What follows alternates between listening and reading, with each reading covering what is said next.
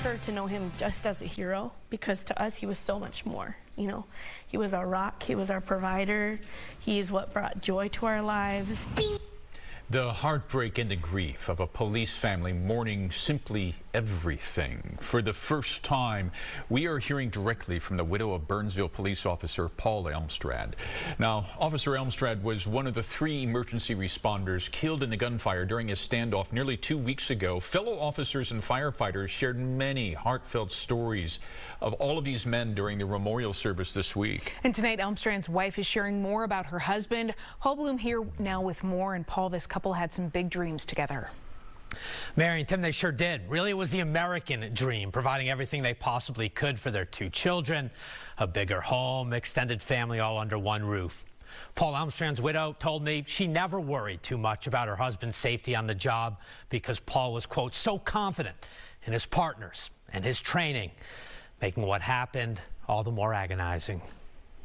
I think it's funny that Teddy always wears little teddy bear Crocs. They are the precious videos of daddy and daughter. Little snapshots of a storybook family life together that Cindy, Elmstrand, Castrita will cherish forever. Beep, beep. I can't be Paul for my daughter, but I'm going to try my best to, you know, live on his legacy. Yeah, and tell her about how her dad loved me and how her dad loved her and Mateo. Cindy's world was shattered on that dreadful Sunday morning in Burnsville nearly 2 weeks ago now. Her husband, police officer Paul Elmstrand, was killed doing what he loved, what he signed up to do, and that's protect others. In this situation, 7 children. And I think it really was just something unexpected that turned ugly really quickly. Yeah, definitely the forces of evil. Like, yeah, they didn't see it coming whatsoever. Cindy will never forget the pounding at their door to report the horrific news. Somehow afterwards, she found the strength to listen to the officer's emergency communications recorded during the hours-long standoff that she tells me actually brought her some comfort. I know my husband. He was perfectly calm and collected. Like, he was not scared.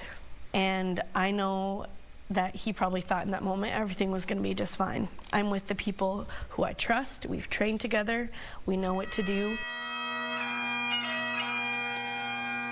After saying an agonizing goodbye to the love of her life this week, the couple first met in kindergarten. She now has to pick up the pieces for herself and for her children, 2-year-old Maria and 6-month-old Mateo.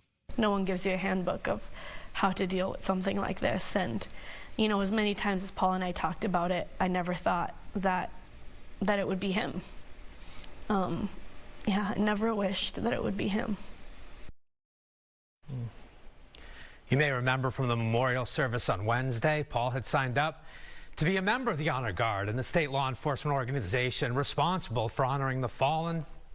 Cindy explained that he cared so deeply about his brothers and sisters in uniform and personally knew the sacrifices police officers and their families, guys, have to make every single day. The one big takeaway from watching this story in the videos is how much he cared for his children and how much he loved being a daddy. Loved that family unconditionally. You know, she told us stories about how he was a jeans and t-shirt guy so he could spoil the rest of the family, the wife, the Apple Watch and the nice clothes for the kids. He just loved being a dad, wanted to give his kids the world. And that's what he was trying to do, providing for them and serving the people of Burnsville. We wish peace to the family. Right? Sure do. Thanks, Paul. Thanks, Paul.